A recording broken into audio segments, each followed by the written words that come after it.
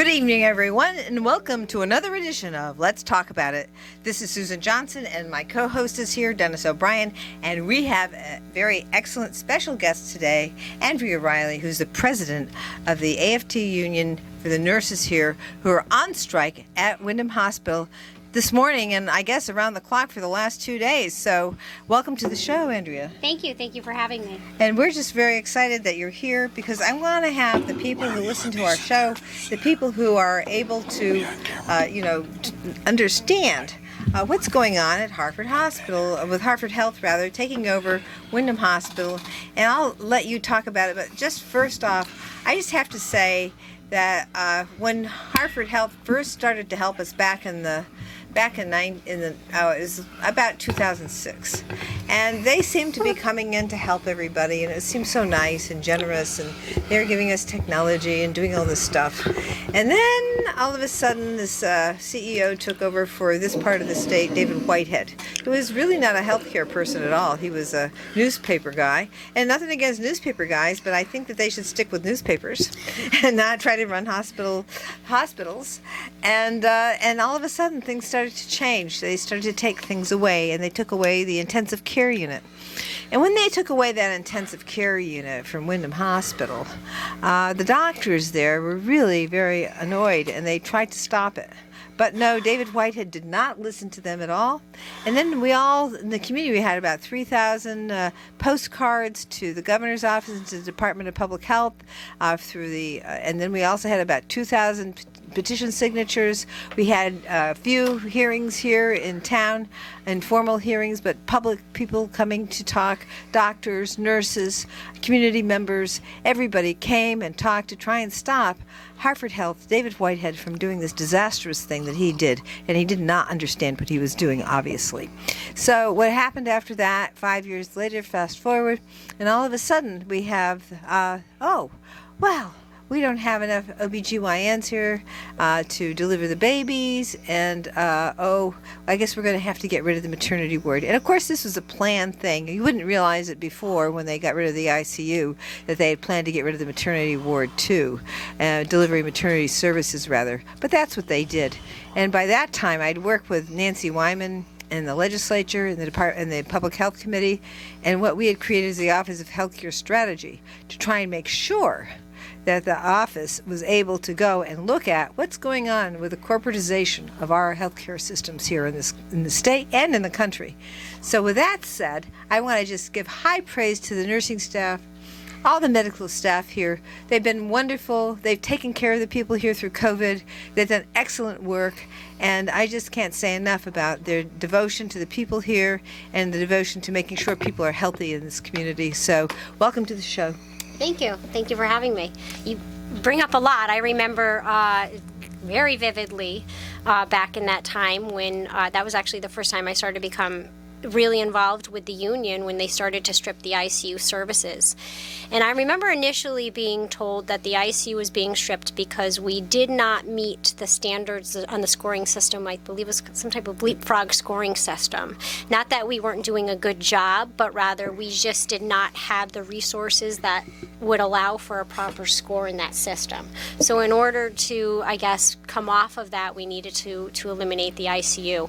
I'll tell you, I started at Windham Hospital in 2001. I had no idea where Willimantic, Connecticut was. Somebody told me, I'm from the coast. So, Andrea, go up Route 32 till you see a frog bridge, take a left, you'll see a hospital across from CVS about a half a mile, and it'll be on the hill. And I was like, well, this is the days before you had GPS or whatnot, so I had my little Rand McNally map, and I was like, well, what is a frog bridge? So, lo and behold, I walked in, and here we are 21 years later, and this is a beautiful community. It's extremely welcoming. It has become my second family, and everybody in that hospital has made me the nurse and the leader that I am today. And I hope that as nurses now, it's very important that we preserve that and make our young nurses our leaders and our future generation of nurses and healthcare providers. Hartford Healthcare had said we all remember this, and I'm sure you remember this too, Susan. Nothing is going to change. It's Yes. not like you will never realize that we will be, we are here. You are going to maintain your identity. This will always be Windham Hospital. Well, it starts with a sign, right? The Windham Hospital sign, the name becomes smaller, and the Hartford Healthcare logo becomes bigger. Next thing you know, you see the ICU become a PCU. You see the stripping of OB services, and then there's a question of, well, how much more are you going to take?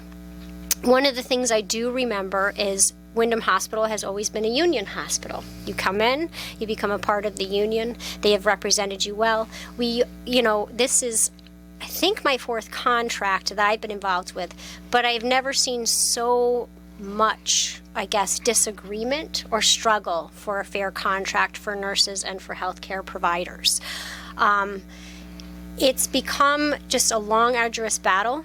You fight for everything, for your wage, for patient safety, for health care that's affordable for the nurses. And that's where we are today. So not only are we seeing the stripping of the services, we're seeing, I guess, the disrespect and the lack of recognition that our nurses, as well as other providers and staff that are in the unions, that they're not getting. They're just not getting it from Hartford Healthcare. Well, thank you for that, and thank you so much for your work. Thank you to the union for stepping up and making it known to the community, and also going on strike to make sure that everybody's fully aware of the disadvantages that Hartford Health is creating for the nursing staff, and then therefore for the patients. Because putting that kind of pressure on the nurses is not the way that a Hartford Health system should be running.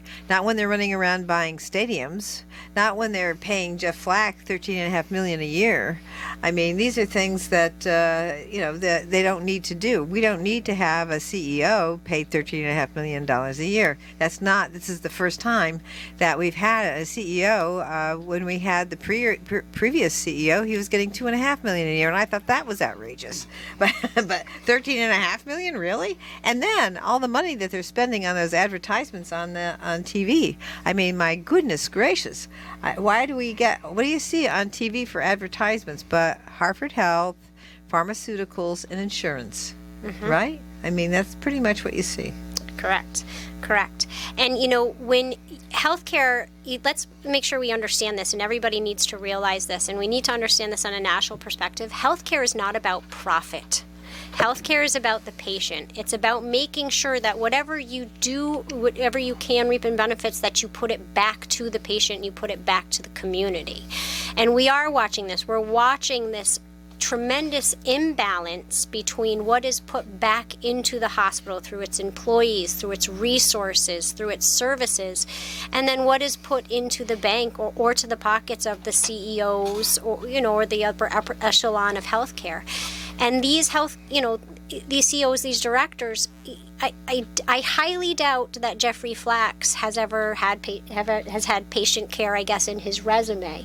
And that's a big issue, because in order to be a leader, you have to understand what you are leading and what it takes to run a system. It's not just a business. This is people's personal lives and their well-beings. It is their health. The key to proper health is to be able to provide the best care that you can so that the patient can walk out. This is life. This is not, we're not selling genes, and I don't want to disregard that in any way, but this is human life. And their goal, and what healthcare is supposed to do, is to make sure that we can fix them and they can walk out and have a healthy life with their family. Thank you for that. Dennis, I was a little late to the table, folks, so I didn't know if you knew I was here, but I am here. And Andrea, it's great to meet you. I've been reading about you in the newspapers, and I'm so happy that you're doing what you're doing and standing up to these people who are running Windham Hospital from Hartford. I mean, this is an atrocity. The way things have happened ever since the loss of the ICU. I was involved in the community effort along with Susan and our state representatives and our state senators from the area did a remarkable job of gathering folks together and doctors and imposing that. But we were in the right, but we had no way of winning that fight because we didn't have the law on our side.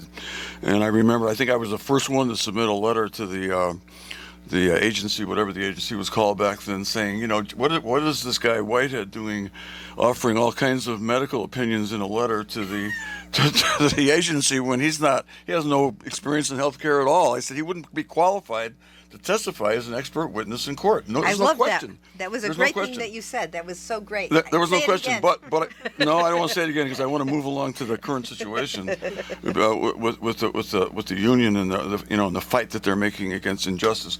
And I just wanted to point out, Susan, that David Whitehead was just a tool that was done by Elliot Joseph and the guys in Hartford, so to speak. Yeah. There may be a woman or two involved, I don't know, but it's mostly guys, I would suspect.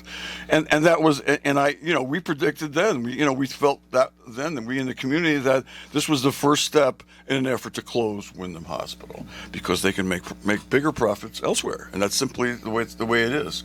We joined up with them only because we were like almost bankrupt. We were in bad shape. I can remember the days when we had a guy running the hospital who was a doctor and a lawyer, and I mean, I can't remember his name now. He was, and he didn't do a perfect job. Nobody does, but it was so much better than having David Whitehead running it. At least now we have a nurse, and I'm impressed with that. But I'm really impressed with that. I think it's impressive. But I think the decisions are being made in Hartford. I mean, that's my view at it from afar, and from having 50 years of experience in public interest law. So I admire you and all of your members and the other union that's involved so much for standing up to these people, because we're standing up to them as a community with the closure of the the birthing unit, and who knows how that's going to go. At least we have a little bit of law on our side in terms of the procedure is different, but it's still it's an uphill struggle simply because you got Manchester OBGYN saying, Mansfield OBGYN saying, well, we won't go there, because we don't feel safe, or we don't feel it's safe for our patients.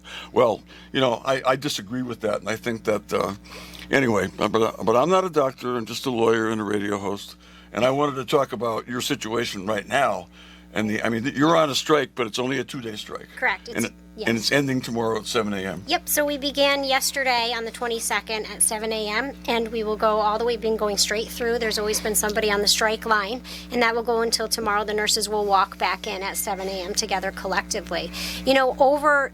So I can look in my career, COVID is going to be the biggest hurdle in medicine, or I guess it's going to be the biggest. It's going to be the pandemic, obviously, that we've dealt with, and it's changed healthcare. It's changed what's going on with medicine, and you're never going to have pre-COVID doesn't exist anymore. We're living in a post-COVID world.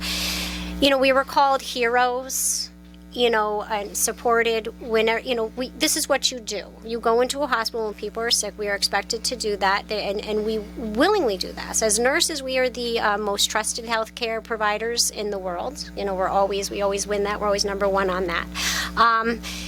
We did that willingly. You roll up your sleeves, you make sacrifices. We knew that there might be days where you might not come home because we didn't know what to expect. Between isolation, between how many people were going to be sick, and we rode through that. And then what we watched as, you kind of saw us managing it, vaccines came around, but we watched what's going on after, and that was the high acuity of our patients because they're sicker. And they're not just sicker because of the effects of COVID and what we're going to see within our bodies post-COVID and vaccine-wise as well, but people did not get into their doctors. They have not in the past 2 years, between mental health, between being able to see your doctor, between the way healthcare is driven when a doctor has 15 minutes to see a patient and then roll them out and roll another patient in. It's changed. The quality, I guess, of the time being able to spend with the doctor has changed drastically.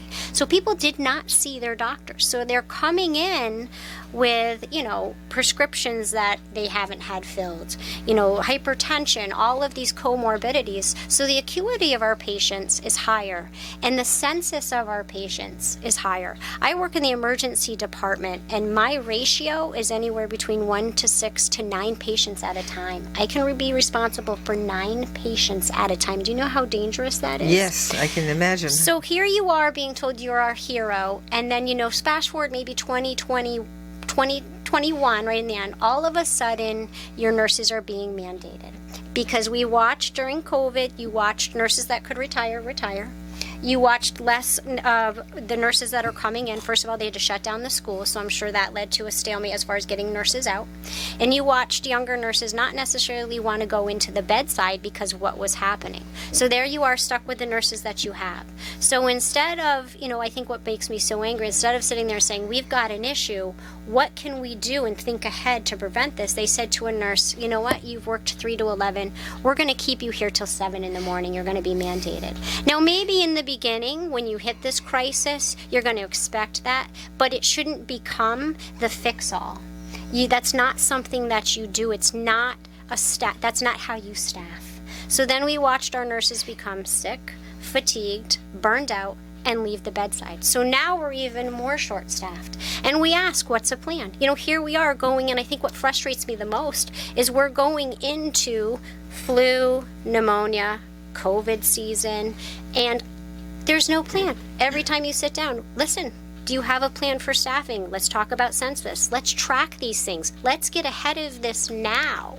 And so that way we're not going to have to worry about necessarily the short staffing, or we're going to figure out what happens when our census spikes. And there just seems to be zero proactive measure to fix that. I have a question.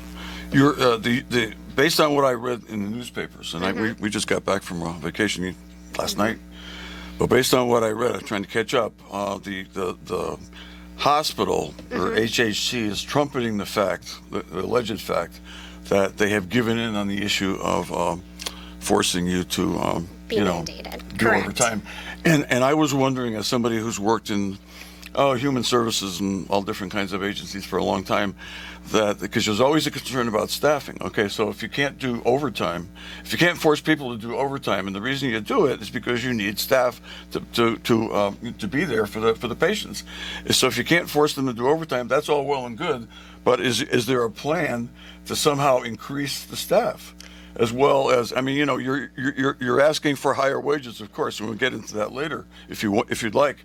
But as far as staffing is really important. That's about working conditions. That's about safety, the health of the patients. So what is their plan?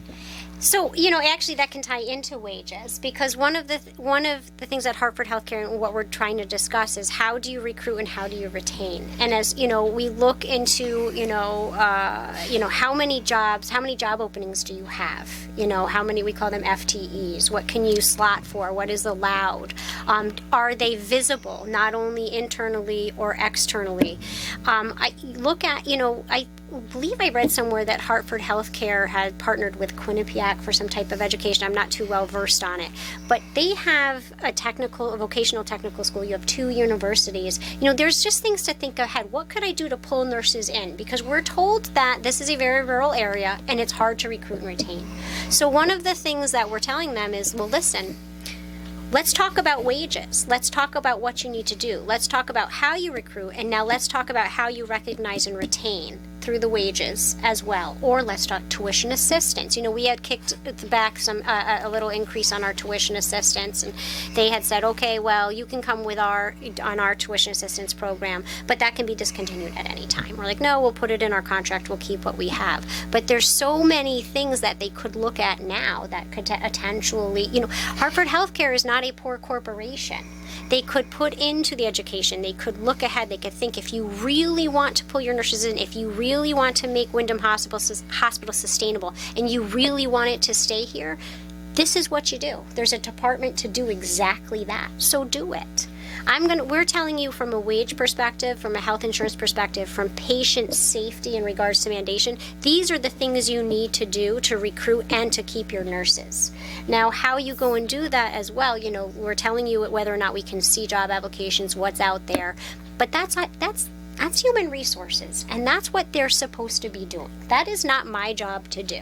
That is their job to do as well. So, go ahead. No, I just was going to say, the other aspect of the wage and the numbers of nurses that are available to make sure that you can fully staff, and you don't have to call on people all the time to do a double shift, which of course is not good for the patients and certainly not good for the nurses, because what happens when you're exhausted? I mean, it's really, really hard. And how often in a week are they going to call on you to do a double shift?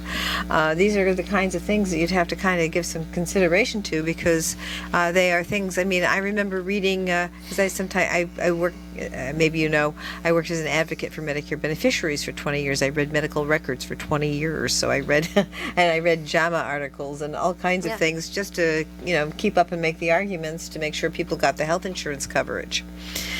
And one of the things that I've noticed over the years reading that stuff is that the doctors used to be required, in residencies, used to be required to do like 36-hour shifts. And they said, oh, wait a minute, this isn't safe. So it's not safe for the doctors to do the 36-hour shifts. It's not safe for the nurses to continuously be asked to do the double shifts. It's just not a safe practice to do. I mean, certainly in an emergency, I can understand with the COVID situation coming in, and there should be maybe a clause for emergency situations. I don't know. I'm not negotiating, so I have no idea. But there's got to be a way to make sure people are not burdened to the extent that they would be exhausted from. Imagine, like, does that mean that you have to do double shifts for a whole week? So they were actually mandating some nurses up to 2 times a week. So they would have to work, say you worked 3 to 11, they would have to work till 7 in the morning, and sometimes have to be up the next day at 3 and to return. And sometimes that was happening twice a week. And it's funny you talk about laws and policies in place. There are Connecticut has this nursing mandatory overtime statute, and actually we are they're in the process of kind of rewriting it and getting it passed through, I believe, the legislature right now. But it's going to add protections onto when you can and cannot mandate nurses, because there are extenuating circumstances. Sure. We understand that. But Susan, I'm going to say again, no nurse is going to walk away from a mass casualty incident. And we know that that's trained and that's ingrained within us. And sometimes that's our fatal flaw, in a sense. Nurses give too much. And sometimes I feel like this is why we are where we're at, because we haven't learned to say no. So, and it is also known that corporations take advantage of that. They take advantage of that soft heart that we have, that big heart rather, that we have for our patients. But there is actually a law that we're putting into legislation that will actually protect on mandatory overtime, because businesses will take advantage of that. Yes, they will. I remember when I chaired public health, and one of the things that we tried to do is to try and make sure that we had staffing requirements based on the patient numbers of patients that you had, and there's always that argument. However, there were some regulations about staffing requirements that we used to use in our arguments to make sure insurance covered. Correct. And it's amazing how these things work together, because they are kind of, they have a synergy, and so you could say, well, this patient had to have this much nursing time, and this is what's required, and that's what was given in that particular case. Right. And you could make that argument and get the insurance to cover it, because that's how much full-time care that person needed. And it just depends. I mean, there are patients with huge needs. They require a huge amount of staffing requirements because they have such a variety. And I know that one of the things that was when they went from the ICU to the PCU, the intensive care unit to the progressive care unit, that was one of the things. They only had part-time people on to help with these emergency situations, as opposed to having 24/7. And it's because, and it's the operation of the equipment that they have, keeping up to date on the new equipment. All that stuff is all fits in together. Yep. It absolutely does. It absolutely does. And when you watch, the other thing is when you watch, staffing is a big portion. And, one of the things we have asked for, and that the hospital has also agreed on with this, is the implementation of a staffing committee. So it would consist of nurses as well as management coming together monthly or quarterly. Forgive me for not remembering exactly, but that's very important, because you have to present a plan. We have to be proactive about this as well. Mm-hmm. And I just wanted one other thing to talk about your health insurance, because that's also something that if you don't have good access to health insurance, what's going to happen is they're going to say, well, I guess I won't won't take care of this now, and they may have something, they may not have something, but it could be brought into the hospital, and especially during the COVID time, and Yep. you're not able to get the kind of care or Yep. time away, whatever. I mean, these are the things that really are very important. And I remember years and years and years ago, I remember my friend worked for a doctor's office and did not have health insurance. And I said, how could that be? How could you work for a doctor and not have health insurance? But how could you work for Hartford Health and have a $6,000 deductible because you're a self-insurance program? And there's got to be some ways for us to take a look legislatively to try and deal with the self-insurance programs. I know that there's a big federal case law and all that on not being able to regulate them. But like, for example, the state of Hawaii has addressed that. And there may be other things we did just this last legislative session. Here's an idea. What we did with people who are disabled and employed, we allowed them to have wraparound self-insurance so that they would take care of the $6,000 deductible. And it may be a way to take care of that. And that may be a federal law that we have to change, or it may be something we can do in the state. So just something to think about. Right. Right.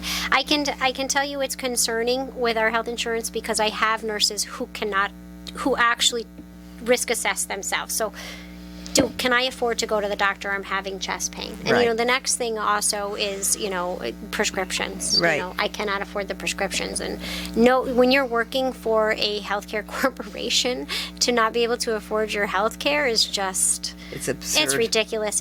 That's just obnoxious. The other thing is we've been forced into the Hartford Healthcare Tier 1 system. So I have to go to anywhere. I can only go to a Hartford Healthcare system.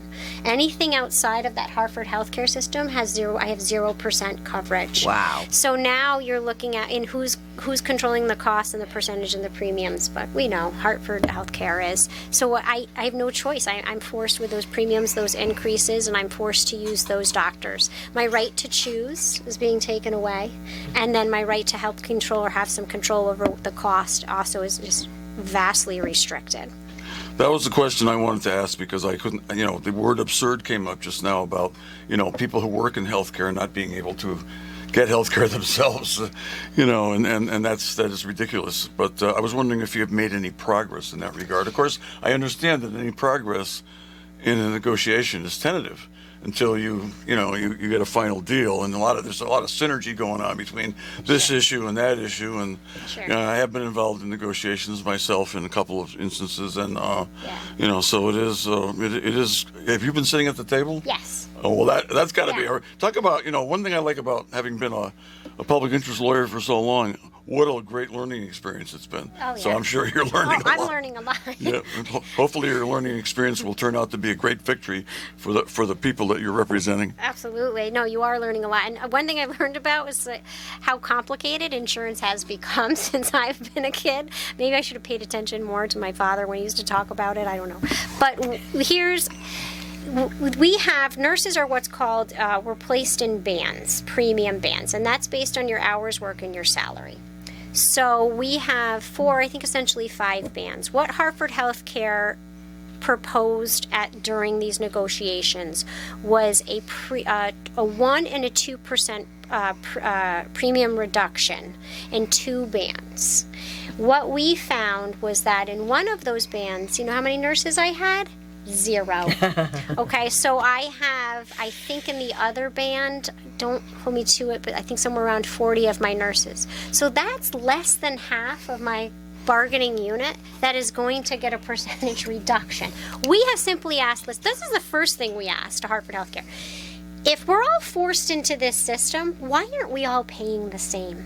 Why are we not just across the board? Why isn't everybody paying the same? If we're all paying the same insurance and the same rates, then fine, we'll do that.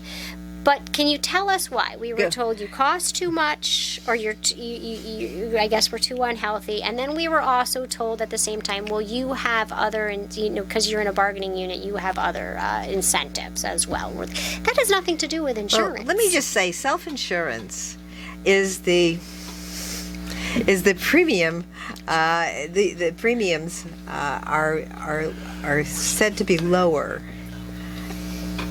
because they're self-insurance. Yeah. So if you were in a situation where you're not in self-insurance, then that's a whole different thing. But for them to talk about the premiums as opposed to the deductibles, to me sounds to me absurd, because the premiums are one thing. To put you in tiers cuts everything up so that they can charge higher prices. Correct. It's a scam. Mm-hmm. And then so the real need that you have is to reduce the actual cost of the deductibles. All I know is this, is that we're paying too much, and that what's going on is it has become an intentionally confusing process to which we're forced into one type of, I have no choice, and I have zero leverage to make against them at all. Yeah. All right, this is Susan Johnson. I'm here with my co-host Dennis O'Brien, and we're about to go to talk to our sponsors, and we'll be right back after these messages. Welcome back, everyone. This is Susan Johnson.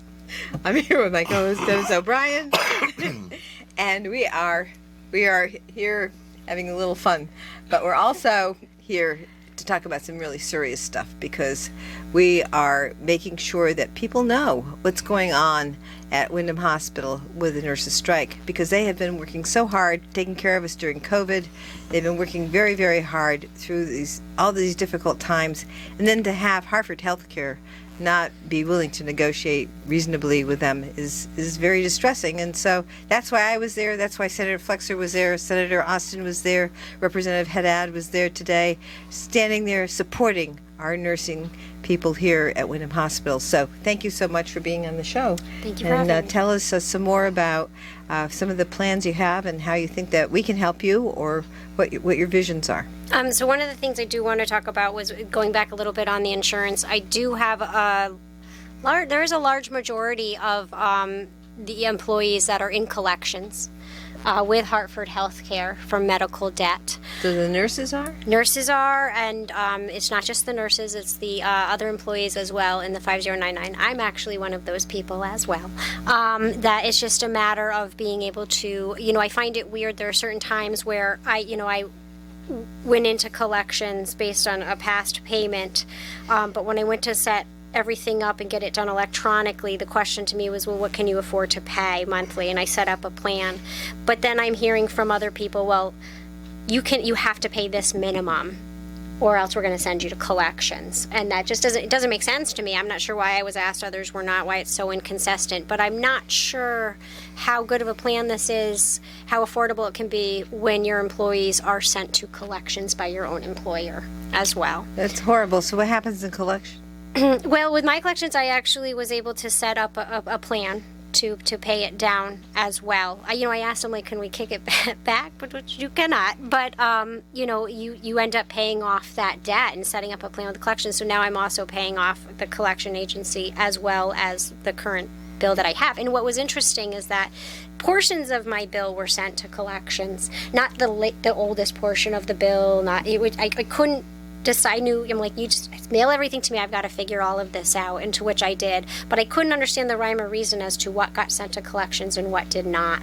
It's, when I set up the deduction and got everything back on track, the very next day, less than 24 hours later, I received an email stating that I was behind on my payment.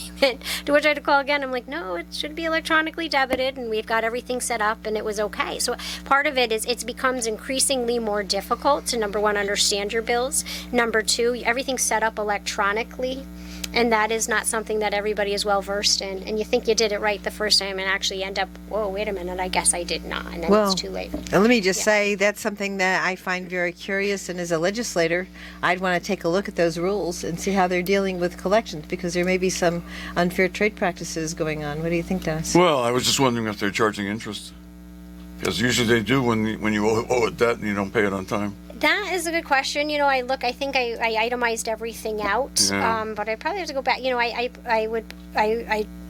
It's happy to have set it up and pay off my debt. Sure. It's something you have that intention, but I'm sure there's a lot of things to look into these bills. There's always that question when you get charged. I think what I was always told, that somebody gives it the three tries to dispute anything on your bills, and then you eventually give up, and there's the hope that people will just pay, whether they're paying too much, paying the wrong amount, or even knowing what they're paying in themselves. It's become an intentionally confusing process.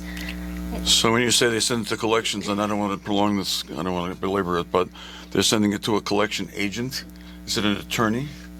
It was, I believe, yeah, like an attorney agency, collections agents. Okay, so they step on it and take some more. Yeah. That is unconscionable. That shouldn't be. There should be, Susan. There should be legislation against that if There there should isn't be, already. yes.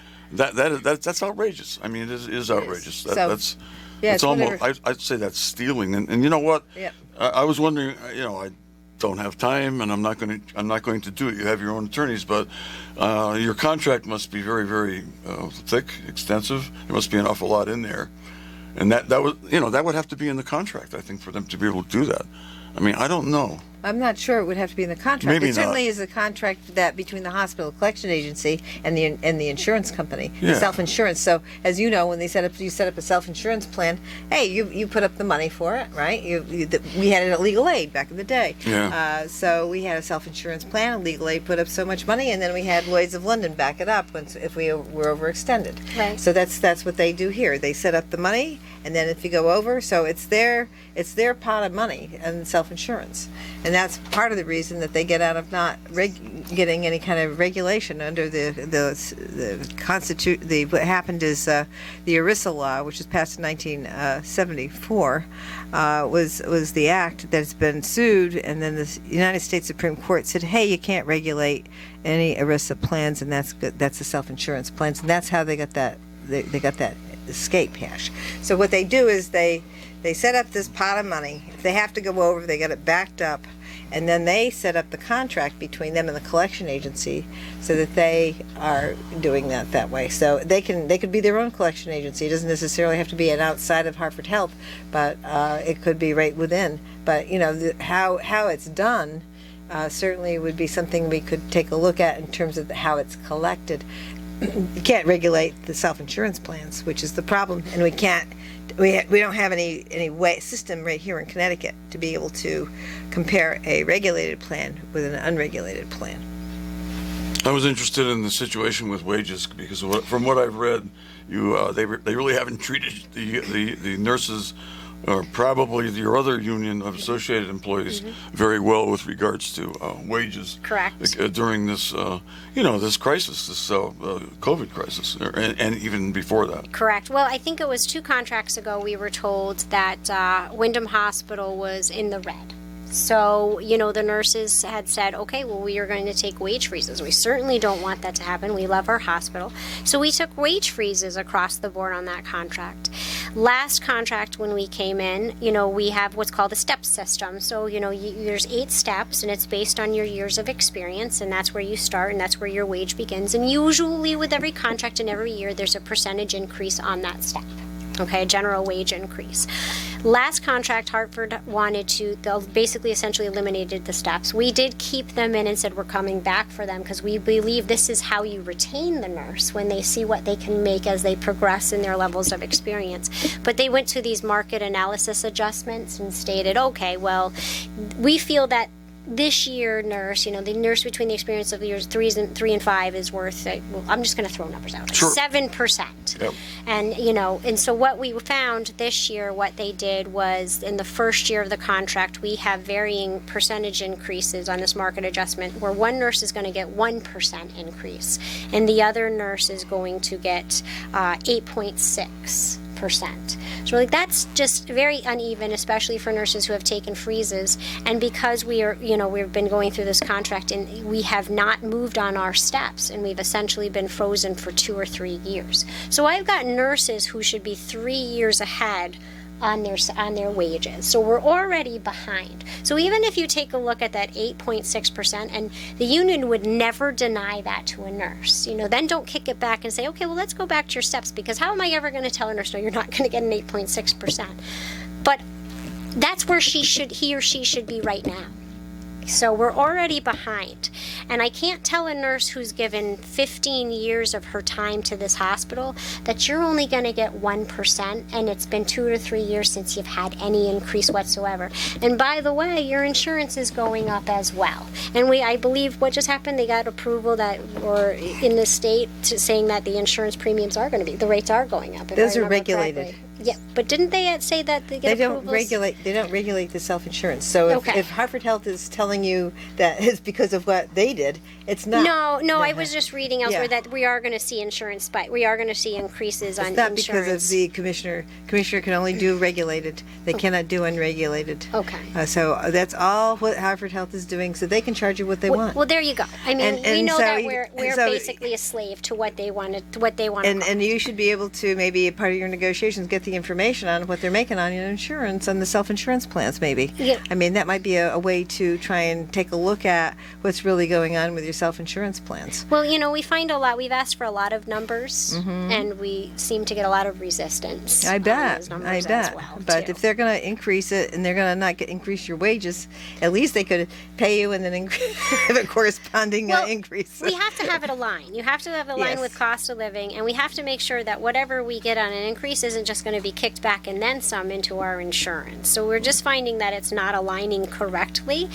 and we can't be told that you're in the red. We cannot be told that you do not have the money, because we see what Hartford Healthcare is putting up all over across the state of Connecticut. We're watching constructions of buildings, amphitheaters, names on theaters, names on businesses.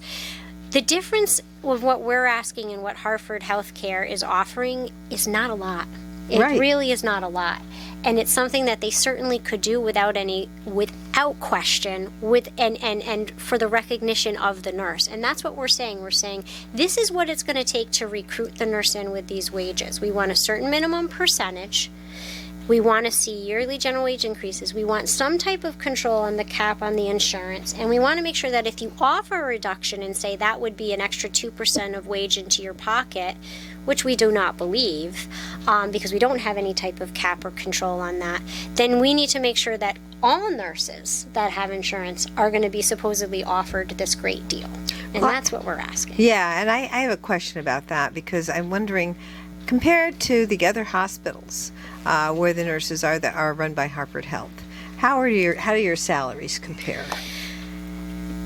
I think take a peek I at think that. if you take a look at in the East region, maybe even look down into New London, I think we're starting to fall behind. And I think for a while Wyndham was always a little bit ahead, but I think we've had a union for a very long time in this hospital. We've done prior to this there was always really good negotiations, and we've kept it. But we've always been told, like they've said multiple times, it's very hard to recruit and retain here. Yeah. So, but there's going to come a point in time. I do know that I think are falling behind from nurses in New London and in the area, and pretty soon I think we will be behind in the next 4 years. I see. And then the other question that I had. Go ahead, Dennis. I was just wondering, we're getting down to the last 4 or 5 minutes of the show.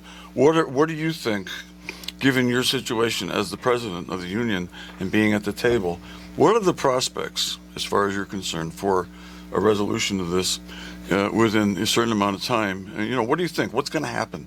And what are the possibilities if things don't settle relatively soon? I'm hoping that when we walk back on Monday, Hartford Hospital will reach out to us. We did reach out to them on Tuesday before the strike, and we did have another counter. And we, kind of like, hey, listen, this is where we are. This is where the financials are. Let's meet halfway. Let's talk a little bit. Let's work the numbers. But I'm not sure what's going to become of this. I do know that the nurses have had enough. They have watched over the past, especially in the past 10 years, services get stripped. Their incentives. We're also fighting for nurses. Our contract ended on December 31st, okay? So anything from this point back into January should be retroactive and money's owed. They're calling it a bonus, and they used it as a contingency upon us signing. So if we were to sign this contract, which we did not endorse or had tentatively agree upon, then we would get that retroactive bonus. But unless we did that, it's gone and off the table. So, they've also have not bargained in good faith. We're filing a ULP. But what we want to see is an agreement. They can do this. So just to follow up on that, I just wanted to know, I know that they got more money because of the COVID. The feds gave them more money. And so now they're floating in money. Also, Joe Courtney, our Congressman Courtney, made them into a Medicare hospital, which put them right in the black.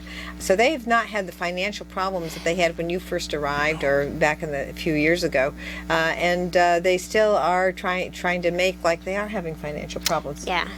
So did you want to talk about the extra money, or? We'd love to know where all, basically, if this all should go back into the hospital, into the resources that takes to run a hospital for safe patient outcomes and quality patient care in a community that is very underserved, let's be honest.